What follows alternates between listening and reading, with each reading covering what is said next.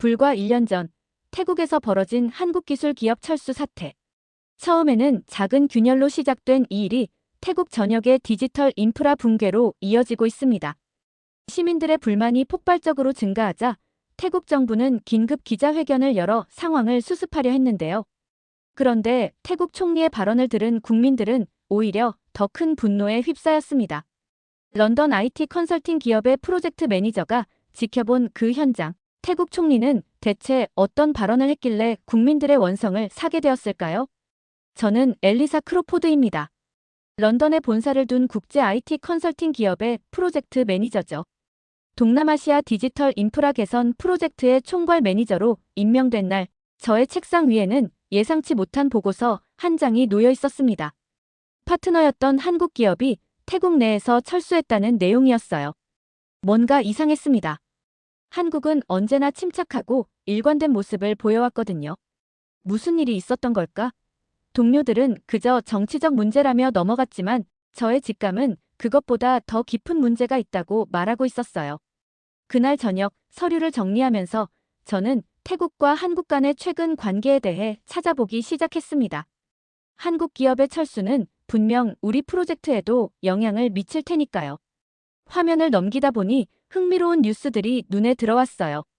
몇 달 전 태국에서 불법 체류자 단속이 강화되었고 한국인들도 그 영향을 받았다는 내용이었죠. 그런데 왜 하필 지금? 한국과 태국은 오랫동안 우호적인 관계를 유지해온 나라들인데 말이에요. 직감적으로 무언가가 이상했습니다. 한국의 철수, 그것은 단순한 비즈니스 결정이 아니었을 테니까요. 다음 날 프로젝트 미팅에서 저는 조심스럽게 한국 기업의 철수 문제를 언급했어요. 그러자 태국 측 담당자가 불편한 표정을 지으며 그들이 우리의 규제를 따르지 않았을 뿐이라고 말했습니다. 하지만 제가 조사한 바에 따르면 상황은 달랐어요. 불법 체류자 단속 이후 태국 정부는 마치 보복처럼 한국 기업들에게 불합리한 세금과 불공정한 계약 조건을 강요했던 거죠. 미팅이 끝난 후 저는 태국 현지 사무실로 이동해 더 자세한 상황을 파악하기 시작했습니다. 현지 직원들의 이야기를 들어보니 사태는 생각보다 심각했어요. 한국 기업들이 떠나고 있어요. 그들이 쌓아놓은 기술 인프라는 누가 관리할까요? 라고 현지 엔지니어가 걱정스럽게 물었죠. 호텔로 돌아오는 길에 저는 창밖으로 보이는 방콕의 화려한 네온 사인들을 바라보았습니다. 겉으로는 활기찼지만 디지털 세계의 심장부에서는 뭔가 무너지고 있었어요. 제 노트북을 열고 메모를 남겼습니다. 이건 경제적 감정 싸움이야. 기술을 내쫓은 대가가 있을 텐데. 태국은 과연 한국의 기술력 없이도 잘 해나갈 수 있을까요? 그날 밤 저는 왠지 모를 불안감에 시달렸어요. 사업적 직감이 무언가 큰 변화가 오고 있다고 경고하는 듯 했습니다. 방콕에 도착한 지 한 달이 지났을 때였어요. 태국 정부가 중국과 대규모 협약을 체결했다는 뉴스가 전해졌습니다. AI 교통 시스템, 공공 데이터 처리 시스템 등 한국이 철수한 자리를 중국 기술 기업들이 빠르게 채워가고 있었죠. 그날 오후 우리는 태국 디지털 경제부와 미팅을 가졌어요. 회의실에 들어서자 중국 기업 대표들이 자리를 가득 채우고 있었습니다. 저는 자연스럽게 질문을 던졌어요. 중국 시스템을 신뢰할 수 있을까요? 데이터 보안 측면에서 검증이 필요하지 않을까요? 순간 회의실이 조용해졌습니다. 태국 관리는 제 질문을 무시한 채 다른 안건으로 넘어갔어요. 그날 저녁 한국에서 파견된 동료 김 부장이 저에게 조용히 다가왔습니다. 엘리사, 조심하세요. 이건 단순한 비즈니스 결정이 아닙니다. 태국은 감정적인 판단을 하고 있어요. 한국의 기술력을 무시하고 중국의 제안에 현혹된 겁니다. 저는 김 부장의 말에 깊이 공감했어요. 기술은 정치적 도구가 아니라 국가의 미래를 위한 투자인데 태국은 그 기본을 망각하고 있었습니다. 밤하늘의 별을 바라보며 저는 생각했어요. 이 결정이 태국에 어떤 결과를 가져올까? 그리고 저는 모든 진행 상황을 꼼꼼히 기록하기로 했습니다. 역사는 항상 진실을 증명하니까요. 그로부터 불과 6개월 후 제 예감은 현실이 되었어요. 태국 전역에서 교통마비, 국가 데이터 유출, AI 시스템 오류가 잇따라 발생했습니다. 방콕의 스카이트레인은 하루에도 몇 번씩 멈춰섰고 병원 예약 시스템은 마비되어 환자들이 고통받았죠. 현지 기술 전문가들이 조사한 결과 CCTV 및 의료 시스템에서 중국산 백도어가 발견되었다는 충격적인 소식이 전해졌어요. 어느 날 저는 택시를 타고 가다 운전사의 한숨 섞인 말을 들었습니다. 한국 시스템이 있을 때는 이런 일이 없었는데 한국은 왜 나갔을까요? 태국 시민들 사이에서도 이런 목소리가 점점 커지고 있었어요. 거리의 카페에서, 시장에서 사람들은 한국 기술에 대해 그리움을 표현하기 시작했습니다. 저희 팀은 상황 파악을 위해 현장 조사를 나갔어요. 정부 데이터 센터를 방문했을 때 한국 기업이 구축해놓은 기반 시스템 위에 중국 소프트웨어를 무리하게 얹으려다 발생한 호환성 문제들을 직접 목격했습니다. 태국의 디지털 인프라는 마치 서로 다른 레고 블록을 강제로 끼워 맞춘 것처럼 불안정해 보였어요. 그날 저녁, 저는 본사에 긴급 보고서를 작성했습니다. 태국의 디지털 인프라는 붕괴 직전입니다. 기술적 호환성보다 정치적 결정이 우선시되었기 때문이죠. 시간이 흐를수록 상황은 더욱 악화되었어요. 태국 관광청은 중국 관광객 유치에만 집중했고 그 결과는 참담했습니다. 한때 아름다웠던 방콕의 거리는 위생 문제로 몸살을 앓았고 현지 상인들의 가게는 파손되고 지역 상권은 붕괴되기 시작했어요. 태국 현지 상인이 저에게 털어놓았습니다. 한국인 손님이 진짜 손님이었어요. 그들은 예의 바르고 적정 가격을 지불했죠. 지금은 모든 것이 달라졌습니다. 어느 날 아침, 저는 충격적인 광경을 목격했어요. 한국 기업이 구축해놓은 디지털 기초 시스템이 완전히 무너지면서 뱅코크 전역에 전기가 끊겼습니다. 신호등이 작동하지 않아 도로는 혼란에 빠졌고 은행 시스템도 마비되어 사람들은 현금을 인출할 수도 없었죠. 저는 그 순간을 생생히 기억합니다. 한 태국 공무원이 절망적인 표정으로 중얼거렸어요. 우리가 무슨 짓을 한 거지? 태국 정부는 급히 기술 전문가들을 소집했지만 이미 늦었습니다. 한국 기업들이 남겨놓은 매뉴얼은 있었지만 그것을 이해하고 실행할 수 있는 전문가들은 이미 떠난 후였어요. 디지털 붕괴는 마치 도미노처럼 하나씩 모든 영역으로 퍼져나갔습니다. 저는 그 혼란 속에서도 꼼꼼히 메모를 남겼어요. 이것은 분명 전 세계가 배워야 할 교훈이 될 테니까요. 그러던 중 예상치 못한 소식이 들려왔어요. 유럽 각국이 한국과의 파트너십 체결을 잇따라 발표한 것입니다. 독일은 공공의료 시스템에 한국의 클라우드 기술을 도입한다고 했고 프랑스는 한글 기반 문해력 교육 프로그램을 정식 채택했다고 밝혔죠. 저는 유럽 본사에서 열린 화상회의에 참석했습니다. 놀랍게도 회의실에는 제가 알던 한국 기업의 담당자들이 자리하고 있었어요. 회의가 진행되는 동안 저는 귀를 의심했습니다. 유럽 내부에서 들려오는 왜 태국은 한국을 잃었을까라는 회의론이 공공연하게 논의되고 있었거든요. 영국, 프랑스, 독일의 기술 담당자들은 한국의 디지털 인프라 기술을 극찬했습니다. 안정성과 보안성 면에서 최고입니다.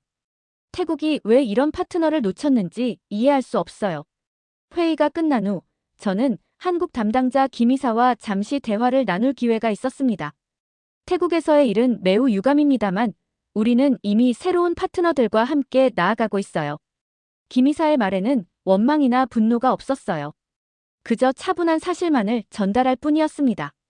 저는 그 순간 한국의 진정한 힘을 깨달았어요. 그들은 소리치지 않았고 비난하지도 않았습니다. 그저 더 나은 파트너를 찾아 묵묵히 나아갔을 뿐이었죠. 방콕으로 돌아온 저는 도시 전체가 변해 있는 것을 느꼈어요. 거리에는 시위대가 모여 있었고 그들이 들고 있는 플래카드에는 충격적인 문구들이 적혀 있었습니다. 한국이 없으니 우리가 사라졌다. 한국을 구걸하고 싶어도 이제 너무 늦었다. 시민들의 분노는 이미 극에 달해 있었어요. 태국 정부는 뒤늦게 한국의 재협상을 요청했지만 한국은 단지 검토하겠다는 묵묵한 대응만을 보였습니다. 저는 현지 언론과의 인터뷰에서 이런 상황에 대한 제 생각을 조심스럽게 밝혔어요. 기술 협력은 신뢰를 기반으로 합니다. 신뢰는 하루아침에 만들어지지 않아요. 한 달 후, 저는 태국의 작은 마을에서 충격적인 광경을 목격했습니다. 한국 기술로 만들어진 정수 시스템이 멈춰서면서 마을 전체가 깨끗한 물을 공급받지 못하고 있었어요. 현지 주민은 눈물을 흘리며 말했습니다. 우리는 정치를 몰라요. 그저 깨끗한 물이 필요할 뿐인데. 그 순간 저는 깨달았어요. 기술은 정치가 아닙니다. 기술은 인간의 삶을 개선하기 위한 도구일 뿐이에요. 태국 정부는 그 기본적인 진실을 외면했고 그 대가는 고스란히 시민들에게 돌아갔습니다. 제 마음속에는 깊은 깨달음이 자리 잡았어요. 세상은 소리 높여 외치는 자가 아니라 묵묵히 결과를 만들어내는 자의 손을 들어준다는 것을요. 프로젝트가 종료되고 런던 본사로 복귀하는 날, 저는 최종 보고서를 작성했어요. 수많은 데이터와 분석 끝에 마지막 문장을 남겼습니다. 가장 시끄러웠던 중국은 사라졌고 가장 조용했던 한국은 세계 중심에 있었다. 이 문장은 곧 세계 언론에 인용되며 널리 퍼졌어요. 태국의 사례는 전 세계적인 교훈이 되었습니다. 태국은 기술을 선택하지 않았다. 감정을 선택했다. 그리고 그 감정은 국가의 몰락을 불렀다. 본사에서 열린 회의에서 저는 다음 협력국가로 대한민국을 제안했습니다. 한국은 말하지 않습니다. 그저 결과로 증명할 뿐이에요. 제 제안은 만장일치로 통과되었고 저는 새로운 프로젝트의 매니저로 임명되었어요. 1년 후 저는 서울의 한 카페에 앉아 있었습니다. 창밖으로 보이는 도시는 조용하면서도 효율적으로 움직이고 있었어요. 사람들은 예의 바르게 인사를 나누고 거리는 깨끗했으며 모든 디지털 시스템은 완벽하게 작동하고 있었죠. 그때 제 휴대폰으로 한 뉴스 알림이 떴습니다. 태국 새 정부가 한국과의 관계 복원을 최우선 과제로 삼겠다는 내용이었어요. 저는 미소를 지었습니다. 기술은 조용했고 진실은 꾸준했습니다. 한국은 말하지 않았어요. 그저 결과로 증명했을 뿐입니다. 이것이 저희가 배운 가장 소중한 교훈이었죠. 세계는 이미 알고 있었습니다. 진정한 힘은 소리치는 데 있지 않고 묵묵히 결과를 만들어내는 데 있다는 것을요. 지금까지의 사연 어떻게 들으셨나요? 재밌게 들으셨다면 댓글로 남겨주세요. 추첨을 통해 커피 쿠폰을 보내드립니다. 다음에 더 재밌는 사연으로 돌아올게요. 감사합니다. 이 이야기가 사실이라면 정말 믿기 힘들 일입니다. 미국 유명 언론인의 한국 탐사기가 방송되자마자 시청률 신기록을 세웠다고 하네요. 뉴욕타임스의 베테랑 기자가 한국의 속도 문화를 취재하며 발견한 놀라운 이야기, 지금 바로 함께 살펴보겠습니다. 그 전에 구독과 좋아요 한 번씩만 부탁드릴게요. 아침부터 쏟아지는 서류 더미와 계속 울리는 전화벨. 뉴욕타임스 사무실은 언제나처럼 바쁘고 시끄러웠습니다. 그 속에서 난 내 기사를 마무리하기 위해 키보드를 두드리고 있었죠. 클레어 하딩, 40살의 탐사보도 기자. 지난 15년간 진실을 파헤치는 일을 해왔고 항상 제 모토는 하나였습니다. 진실은 천천히 밝혀진다. 대학에서 역사학을 전공했던 저는 깊이 있는 조사와 철저한 검증을 중요시했어요. 조급함이란 진실을 흐리는 적이라 생각했죠. 클레어, 내 사무실로 올래? 편집장 마이클의 목소리에 고개를 들었습니다. 그의 표정만 봐도 뭔가 큰 프로젝트가 온다는 걸 알 수 있었어요. 사무실에 들어서자 마이클은 한 묶음의 자료를 내 앞에 밀어놓았습니다. 한국에 대한 특집 기사를 쓰고 싶은데 내가 적임자라고 생각해. 한국이요? 의아했습니다. 동아시아에 대한 취재 경험이 전무했거든요. 그래, 이 자료 좀 봐. 경제 성장률, 기술 발전 지표, 글로벌 혁신 순위. 모두 비정상적으로 빠르다는 데이터야. 그들의 속도, 문화가 어떻게 이런 성장을 이끌었는지 심층 취재해줬으면 해. 자료를 훑어보며 반신반의했습니다. 빠르다고 다 좋은 건 아니잖아요. 어디선가 분명히 부작용이 있을 거예요. 마이클은 미소 지었습니다. 바로 그거야. 내 회의적인 시각이 필요해. 2주 후에 서울행 비행기 티켓을 예약해놨어. 집에 돌아와 10살 딸 소피아에게 이야기했을 때 아이는 눈을 반짝이며 좋아했어요. 엄마, K-팝 좋아하는 거 알지? 방탄소년단 콘서트 보고 올 수 있어? 한숨을 내쉬었습니다. 아이에게 이건 신나는 모험이겠지만 저에겐 그저 또 다른 취재였어요. 소피아를 부모님께 맡기고 서울행 비행기에 몸을 실었습니다. 14시간의 비행 동안 한국에 관한 자료를 읽었지만 여전히 이해가 잘 되지 않았어요. 대체 무엇이 이 나라를 그토록 빠르게 움직이게 하는 걸까요? 단순한 경쟁심? 효율성에 대한 집착? 아니면 또 다른 무언가? 인천국제공항에 도착하자마자 놀라운 경험이 시작됐습니다. 자동 입국 심사대. 뉴욕 케네디 공항에서라면 1시간은 기다려야 할 입국 절차가 겨우 30초 만에 끝났어요. 아직 비행기 모드도 풀지 못했는데 벌써 수속이 끝나버렸죠. 제 앞에 선 한국인들은 마치 미리 연습이라도 한 듯 부드럽게 시스템을 통과해 나갔습니다. 지문 인식, 얼굴 인식, 그리고 출구. 모든 게 너무 빨랐어요. 5분 만에 공항철도 티켓을 구매하고 열차에 탑승했습니다. 기차는 정확히 예정된 시간에 출발했고 디지털 전광판은 다음 역까지의 시간을 초 단위로 보여주었죠. 서울행 열차 안에서 문득 생각했습니다. 이건 우연이 아닐 거야. 노트북을 펼쳐 메모를 시작했습니다. 첫 번째 관찰 한국인들은 시간을 다른 방식으로 인식하는 것 같다. 그들에게 빠름은 선택이 아니라 표준인 듯하다. 서울 시내 호텔에 체크인하는 과정도 놀라울 정도로 빨랐어요. 직원이 내 여권을 스캔하고 지문을 등록하고 룸키를 건네주는데 걸린 시간은 고작 2분. 뉴욕에서라면 최소 15분은 걸릴 절차였습니다. 넌 지금 속도의 나라에 들어왔어. 스스로에게 중얼거리며 호텔 창문으로 서울의 밤을 바라보았어요. 둘째 날 아침, 시차 적응이 안 된 상태로 6시에 눈을 떴습니다. 호텔 창문으로 보이는 서울은 이미 깨어나 있었어요. 출근길에 오른 사람들로 거리는 활기를 찾고 버스와 지하철은 정확한 시간표에 맞춰 움직이고 있었죠. 이게 바로 속도의 나라구나. 서둘러 씻고 첫 인터뷰 약속을 위해 준비했습니다. 오늘의 첫 만남은 서울 시내의 대형 기업에서 근무하는 직장인 몇 명과의 인터뷰였어요. 지하철로 이동하기로 했습니다. 지하철역에 도착하자마자 또 한 번 놀랐어요. 사람들이 마치 프로그램된 것처럼 질서정연하게 움직이고 있었습니다. 지하철 계단을 오르내리는데도 오른쪽 서고 왼쪽 걷기라는 불문율이 존재했어요. 와, 이건 마치 인간 컨베이어 벨트 같네. 티켓 구매도 놀라웠습니다. 한국인들은 대부분 교통카드를 사용했고 티켓 발매기 앞에서 머뭇거리는 사람이 거의 없었어요. 저는 영어 안내를 찾아 헤매다가 결국 한 젊은이에게 도움을 청했습니다. 실례합니다. 티켓을 어떻게 구매하나요? 그는 미소를 지으며 쉽게 설명해 주었고 심지어 제가 목적지까지 가는 방법까지 알려주었죠. 1분도 채 걸리지 않았어요. 지하철에 탑승하니 다시 한번 놀랄 일이 있었습니다. 열차 내부의 전광판에는 다음 역까지의 도착 시간이 초 단위로 표시되고 있었어요. 그리고 정확히 그 시간에 열차는 역에 도착했죠. 이건 정말 대단하군. 더 놀라운 건 승객들의 행동이었습니다. 대부분이 스마트폰을 보거나 책을 읽거나 아니면 그냥 눈을 감고 있었어요. 하지만 자신의 하차역이 다가오면 마치 내장된 알람 시계라도 있는 듯 정확하게 일어나 문 앞으로 이동했습니다. 인터뷰 장소인 대기업 로비에 도착했습니다. 약속 시간보다 10분 일찍 도착했는데도 인터뷰 대상자들은 이미 기다리고 있었어요. 안녕하세요, 클레어 씨. 저희가 먼저 준비하고 있었습니다. 그들의 시간 관념이 또 한 번 저를 놀라게 했습니다.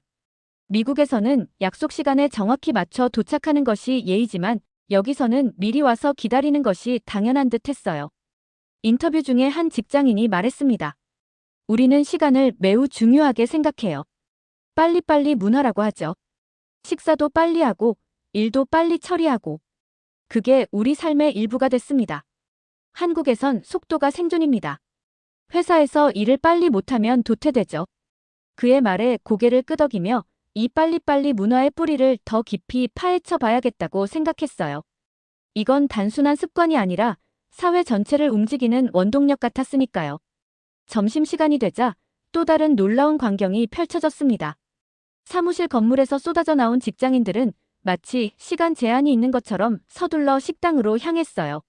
한 식당에 들어가 관찰해보니 사람들은 평균 20분 안에 식사를 마쳤습니다.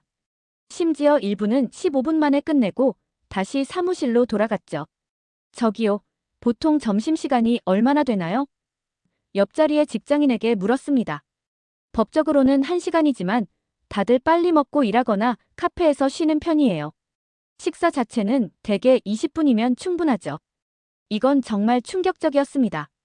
미국에서는 점심시간이 적어도 45분에서 1시간 정도 걸리는데 여기서는 그 절반 시간에 모든 걸 해결해냈어요. 오후에는 배달 서비스에 대해 알아보기로 했습니다. 호텔로 돌아와 한국의 배달 앱을 다운로드 받고 실험을 시작했어요. 커피 한 잔을 주문했더니 놀랍게도 정확히 8분 후에 도착했습니다. 커피 한 잔에 8분이라고? 내가 직접 가는 게 더 느리겠는데. 배달하는 게 기본이에요. 더 걸리면 고객이 불만을 제기하니까요. 그의 말에 깊은 인상을 받았습니다.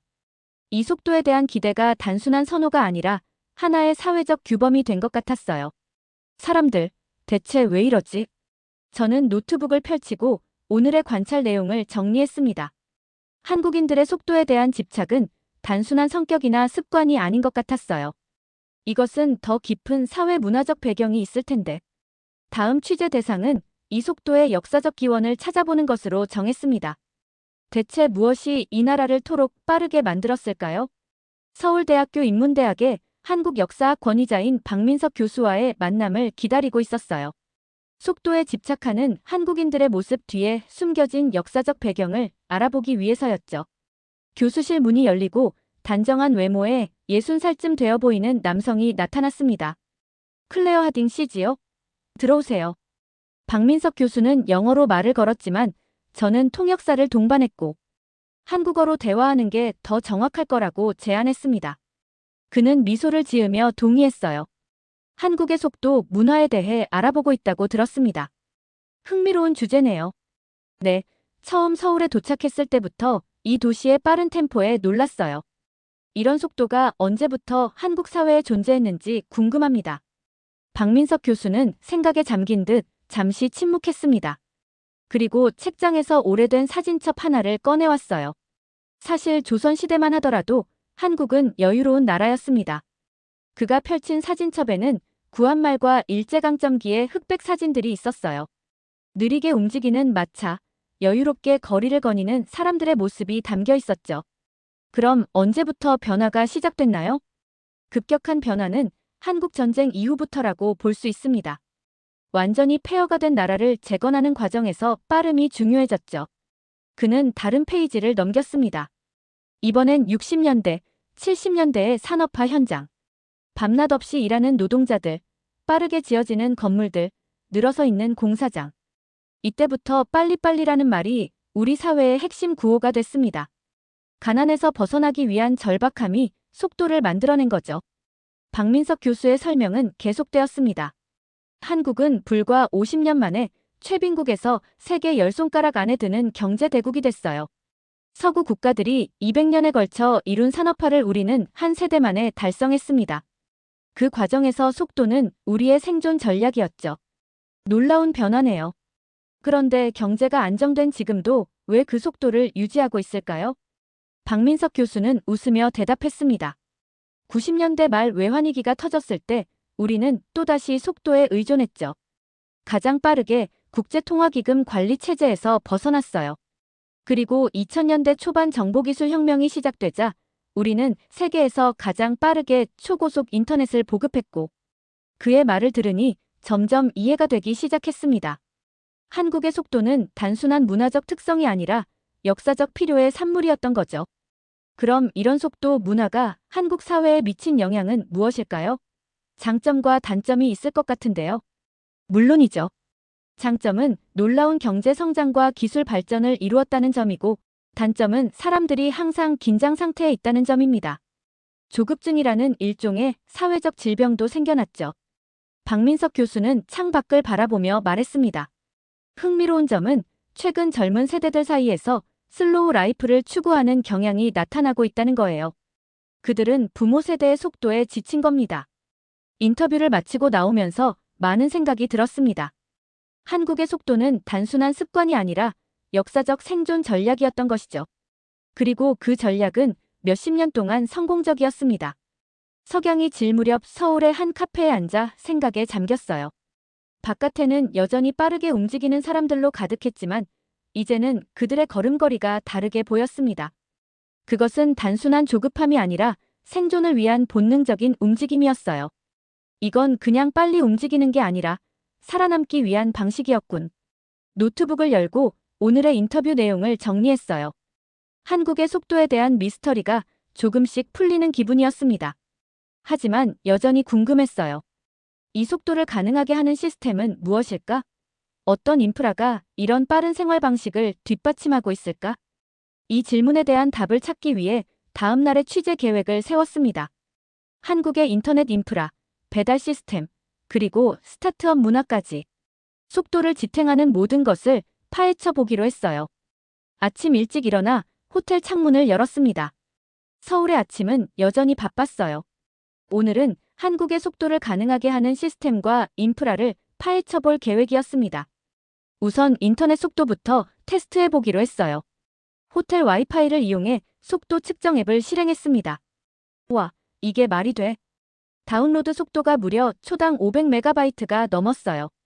뉴욕의 제 아파트 인터넷 속도보다 5배 이상 빨랐습니다. 호기심에 휴대폰의 무선 네트워크로 테스트해봤더니 그것도 초당 200MB가 넘었어요. 유선 와이파이가 아니어도 이 속도라고. 이건 그냥 빛의 속도야. 궁금증이 커졌습니다. 한국의 인터넷 인프라에 대해 좀 더 알아보기로 했어요. 한국정보통신정책연구원의 최지연 연구원과 만남을 가졌습니다. 한국이 세계 최고 수준의 인터넷 속도를 유지하는 비결이 뭔가요?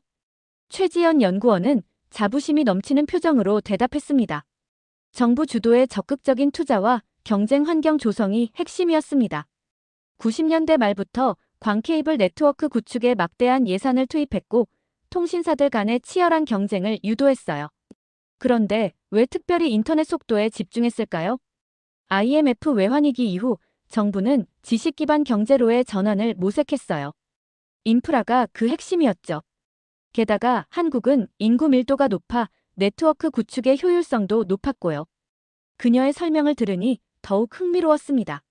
한국의 초고속 인터넷은 단순한 기술적 성과가 아니라 국가 발전 전략의 일부였던 거죠. 오후에는 요즘 한국에서 가장 핫한 스타트업 중 하나인 스피드테크를 방문했어요. 이 회사는 인공지능 기반 배달 최적화 시스템을 개발하고 있었습니다. 창업자인 박준호 대표가 직접 회사를 소개해 주었어요. 우리 회사의 모토는 더 빠르게, 더 스마트하게입니다. 한국의 배달 문화는 세계에서 가장 발달했지만 저희는 여기서 더 나아가려고 해요. 사무실 내부는 놀라웠습니다. 개발자들이 오픈 스페이스에서 활발하게 의견을 주고받으며 작업하고 있었어요. 벽에는 실패를 두려워하지 말자라는 문구가 크게 적혀 있었습니다. 한국의 스타트업 문화는 어떤가요? 우리는 빠르게 실패하고 빠르게 개선한다는 철학을 가지고 있어요. 실리콘밸리의 방법론을 한국식으로 재해석했습니다. 한 달에 한 번씩 새로운 기능을 출시하고 사용자 피드백을 즉시 반영하죠. 박준호 대표의 말에 고개를 끄덕였습니다. 이것이 바로 한국의 속도를 지탱하는 기업 문화구나 싶었어요.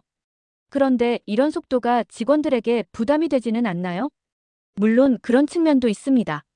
하지만 저희는 효율적인 속도를 추구해요. 단순히 빨리 일하라고 강요하는 게 아니라 시스템과 프로세스를 개선해서 같은 시간에 더 많은 성과를 내는 방식이죠. 박 대표의 설명을 들으며 깨달았습니다. 아, 단순히 조급한 게 아니라 효율성을 극대화한 거구나. 회사 투어를 마치고 나오면서 생각했습니다. 한국의 속도는 단순한 문화적 특성이 아니라 촘촘하게 짜인 시스템의 결과물이었어요. 인터넷, 스마트한 물류 시스템, 그리고 속도를 추구하는 기업 문화까지. 저녁에는 서울의 한 식당에서 다른 경험을 해보았습니다. 테이블에 비치된 태블릿으로 직접 주문하고 결제까지 마쳤어요. 음식이 나오는 시간도 믿기 힘들 정도로 빨랐습니다. 이게 바로 시스템이 뒷받침된 속도구나. 돌아오는 길, 문득 궁금해졌습니다. 이런 놀라운 시스템과 속도가 위기 상황에서는 어떻게 작동할까? 예를 들어, 코로나19 같은 글로벌 팬데믹 상황에서 한국의 속도 문화는 어떤 역할을 했을까? 다음 날의 취재 주제를 위기 속의 속도로 정하고 노트북을 닫았습니다. 내일은 한국의 코로나19 대응 사례를 살펴보기로 했어요. 다음 날 저는 서울의 한 병원을 방문했습니다. 코로나19 팬데믹 당시 한국의 대응 시스템을 알아보기 위해서였죠. 서울대학교 병원 감염관리실의 김정은 교수가 저를 맞이했어요. 한국의 코로나 대응이 세계적으로 주목받았다고 들었어요. 특히 초기 대응 속도 측면에서요. 김정은 교수는 고개를 끄덕이며 말했습니다. 사실 우리는 2015년 메르스 사태에서 쓰라린 교훈을 얻었습니다. 그때 대응이 늦어 많은 희생이 있었거든요. 그 경험을 바탕으로 신속 대응 시스템을 구축했어요. 어떤 시스템이었나요? 코로나19 첫 환자가 확인된 날로부터 일주일 만에 진단키트를 개발했습니다. 보통 이런 과정이 몇 개월 걸리는데 말이죠. 그리고 드라이브스루 검사소를 세계 최초로 도입했고요. 김 교수는 태블릿을 꺼내 당시 상황을 보여주었습니다. 차 안에서 검사를 받는 사람들, 10분 만에 처리되는 절차, 24시간 내에 결과가 통보되는 시스템까지. 정말 인상적이네요. 이런 빠른 대응이 가능했던 비결이 궁금합니다. 세 가지가 있습니다. 첫째, 과거 경험에서 얻은 명확한 매뉴얼. 둘째, 공공과 민간의 긴밀한 협력. 셋째, IT 인프라를 활용한 정보 공유 시스템이죠. 김 교수의 설명을 들으며 노트에 열심히 메모했습니다. 한국의 대응은 단순히 빠른 것이 아니라 체계적이고 효율적이었던 거죠. 마스크 앱 개발도 놀라웠어요. 불과 일주일 만에 전국 약국의 마스크 재고를 실시간으로 확인할 수 있는 앱이 나왔다면서요? 네, 정부가 데이터를 개방하고 민간 개발자들이 자발적으로 참여해서 가능했던 일입니다. 우리나라의 IT 인프라와 개발자들의 역량, 그리고 국민들의 빠른 적응력이 합쳐진 결과죠. 병원을 나와 당시 드라이브스루 검사소가 있었던 장소를 방문했습니다. 지금은 평범한 주차장이 되어 있었지만 팬데믹 당시 이곳은 하루에 수백 명을 검사하는 최전선이었다고 합니다. 오후에는 코로나 상황 당시 한국을 취재했던 해외 기자들을 만났습니다. 프랑스 르몽드 신문의 마크 디브아 기자와 영국 가디언의 에밀리 존슨 기자였어요. 한국의 코로나 대응을 어떻게 평가하셨나요? 마크 기자가 먼저 입을 열었습니다. 솔직히 말해 처음엔 반신반의했어요. 이게 어떻게 가능하지? 하는 의문이 들었죠. 프랑스에서는 검사 결과가 나오는 데만 3일에서 7일이 걸렸는데 한국은 24시간이라니까요. 에밀리 기자도 덧붙였습니다. 영국 정부는 앱 하나 만드는데 몇 달을 끙끙대고 결국 실패했는데 한국은 일주일 만에 완벽하게 작동하는 시스템을 구축했어요. 그때 진심으로 놀랐습니다. 두 기자의 말을 들으니 한국의 속도와 효율성이 국제적으로도 주목받을 만했다는 생각이 들었어요. 한국의 이런 빠른 대응 능력의 근원이 뭐라고 생각하세요? 마크 기자가 생각에 잠겨 대답했습니다. 저는 그것이 훈련된 본능이라고 생각해요. 한국인들은 위기 상황에서 본능적으로 빠르게 움직이지만 그 뒤에는 철저한 훈련과 준비가 있죠. 에밀리 기자도 고개를 끄덕였습니다. 위기 상황에서 진가를 발휘하는 것이 한국의 속도 문화인 것 같아요. 평상시의 빠른 템포가 비상시에 더욱 빛을 발하는 거죠. 그들의 말이 제 취재에 중요한 통찰을 주었습니다. 한국의 속도는 단순한 조급함이 아니라 위기에 대응하기 위한 사회적 역량이었던 거예요. 해가 저물 무렵 서울의 한 카페에 앉아 지금까지의 취재 내용을 정리했습니다. 한국의 속도, 문화가 점점 더 명확하게 그려지기 시작했어요.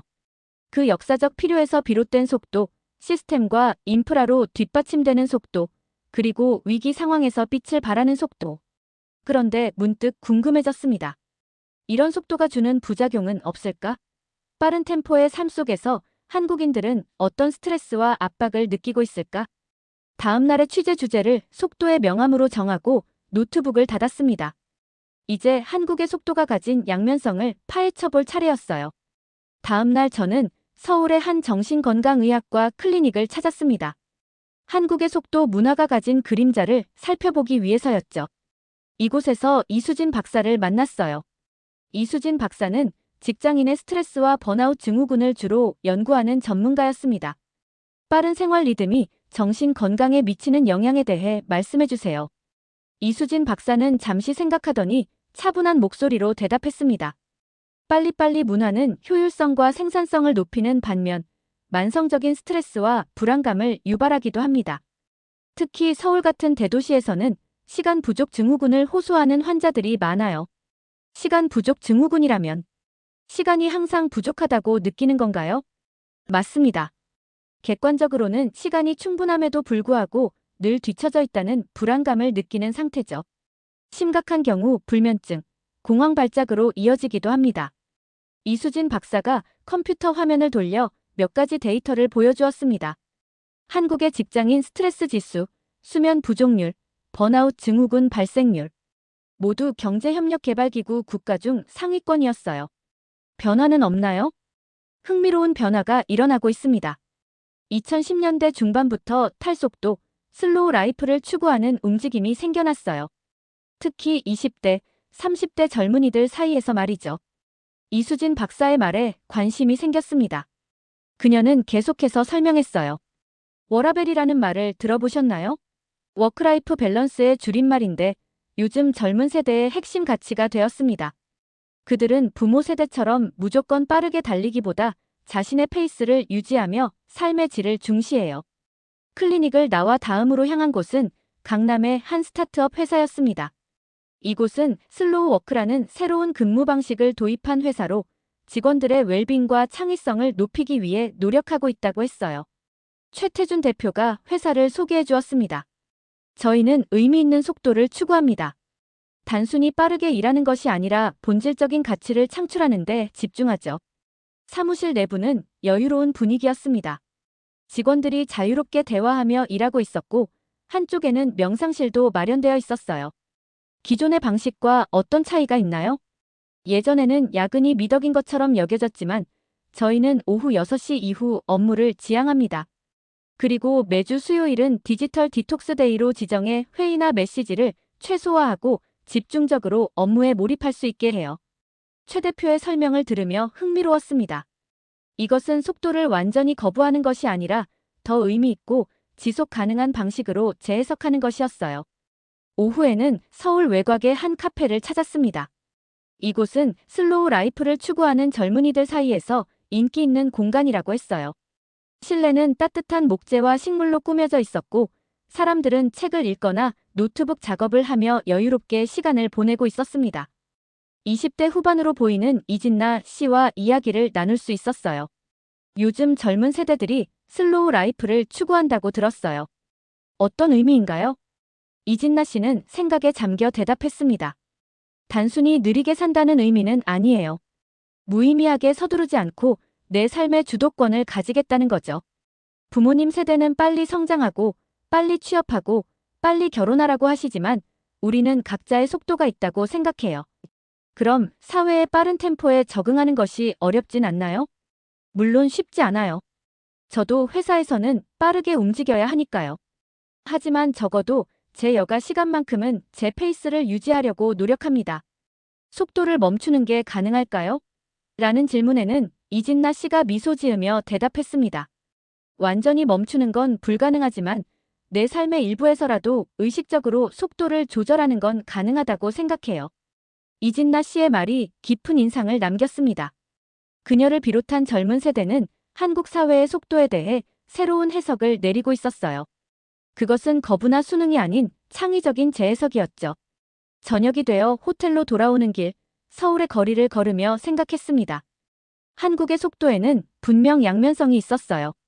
놀라운 발전과 효율성이라는 빛의 측면이 있는 반면 스트레스와 압박이라는 그림자도 존재했죠. 그리고 이제 새로운 세대는 그 속도의 의미를 다시 정의하고 있었습니다. 이건 단순한 문화적 현상이 아니야. 더 깊은 무언가가 있어. 취재를 마무리할 시간이 다가오고 있었습니다. 내일은 마지막 인터뷰를 통해 한국의 속도가 가진 진정한 의미를 정리해 보기로 했어요. 취재 마지막 날, 저는 한남동의 조용한 카페에 앉아 있었습니다. 지난 일주일간의 취재를 통해 수집한 자료들을 정리하며 한국의 속도가 가진 의미를 곱씹고 있었어요. 그때 약속했던 마지막 인터뷰 대상자가 도착했습니다. 박민준 교수. 서울대학교 사회학과에서 현대 한국 사회의 문화적 특성을 연구하는 학자였습니다. 그는 따뜻한 미소로 저를 맞이했어요. 클레어 씨, 마지막 날까지 열심히 취재하시네요. 이제 조각들을 맞추는 단계예요. 한국의 속도에 대해 많은 것을 배웠지만 아직 전체 그림을 완성하지 못한 느낌입니다. 박 교수는 커피를 한 모금 마시고 말했습니다. 한국의 속도를 어떻게 정리하시겠습니까? 고민하며 대답했습니다. 처음에는 단순한 조급함이나 성급함으로 보였어요. 하지만 점점 깊이 들여다볼수록 이것이 역사적 필요에서 비롯된 생존 전략이었다는 걸 알게 됐습니다. 그리고 이제는 그 속도가 사회 시스템과 인프라, 심지어 사람들의 사고방식에까지 깊이 각인된 것 같아요. 박 교수가 고개를 끄덕였습니다. 날카로운 통찰입니다. 실제로 한국의 속도는 단순한 문화적 특성이 아닙니다. 그것은 거의 DNA에 가까운 것이 되었어요. DNA라. 흥미로운 표현이네요.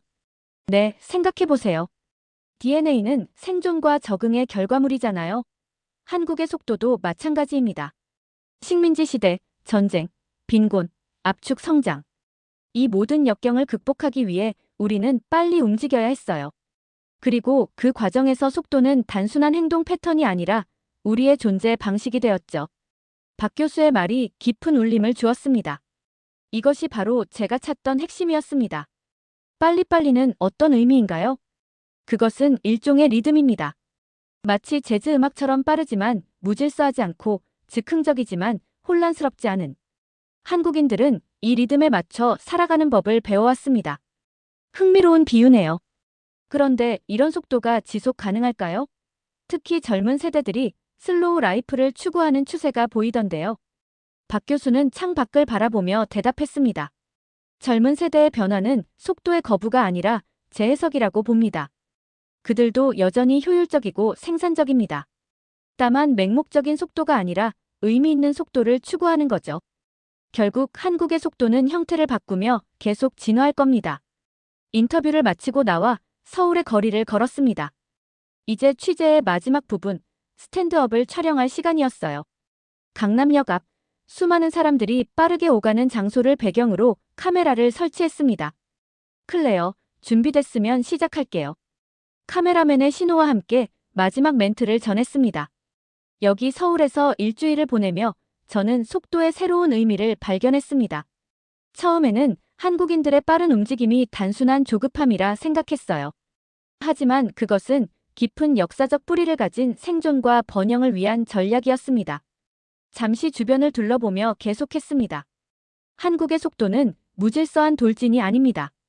그것은 정교하게 설계된 시스템, 발달된 인프라, 그리고 사회적 합의에 기반한 효율성의 극대화. 위기 상황에서 더욱 빛을 발하는 이 속도는 한국이 세계적인 도전에 신속하게 대응할 수 있는 원동력이 되고 있습니다. 지나가는 사람들을 가리키며 말했습니다. 그리고 이제 새로운 세대는 이 속도에 자신만의 해석을 더하고 있어요. 무조건 빠른 것이 아니라 의미 있게 빠른 것. 외부의 압박이 아니라 내면의 리듬에 따라 움직이는 것. 이것이 한국 속도의 미래일지도 모릅니다. 마지막 결론을 위해 목소리를 조금 낮추었습니다. 이건 단순한 조급함이 아닙니다. 이건 한국인의 리듬입니다. 클레어 하딩, 뉴욕타임스, 서울에서 전해드렸습니다. 컷. 완벽해요, 클레어. 촬영을 마치고 카메라와 장비를 정리하는 동안 저는 마지막으로 서울의 풍경을 눈에 담았습니다. 빠르게 움직이는 사람들, 정확한 시간에 도착하는 지하철, 순식간에 배달되는 음식들. 이제 이 모든 것이 단순한 현상이 아니라 하나의 사회적 DNA로 보였어요. 호텔로 돌아와 짐을 싸면서 이번 취재가 단순한 다큐멘터리를 넘어 제 자신에게도 큰 깨달음을 주었다는 생각이 들었습니다. 속도의 진정한 의미. 그것은 조급함이 아니라 적응과 생존, 그리고 끊임없는 진화. 비행기 창문으로 멀어지는 서울의 불빛을 보며 생각했습니다. 이 도시는 멈추지 않아. 하지만 그건 무작정 달리는 게 아니라 자신만의 리듬으로 전진하는 거야. 그리고 노트북을 열어 다큐멘터리의 첫 문장을 적었습니다. 속도의 나라 한국, 그곳에서 나는 단순한 빠름이 아닌 하나의 생존 예술을 발견했다. 지금까지의 사연, 어떻게 들으셨나요? 재밌게 들으셨다면 댓글로 남겨주세요. 추첨을 통해 커피 쿠폰을 보내드립니다. 다음에 더 재밌는 사연으로 돌아올게요. 감사합니다.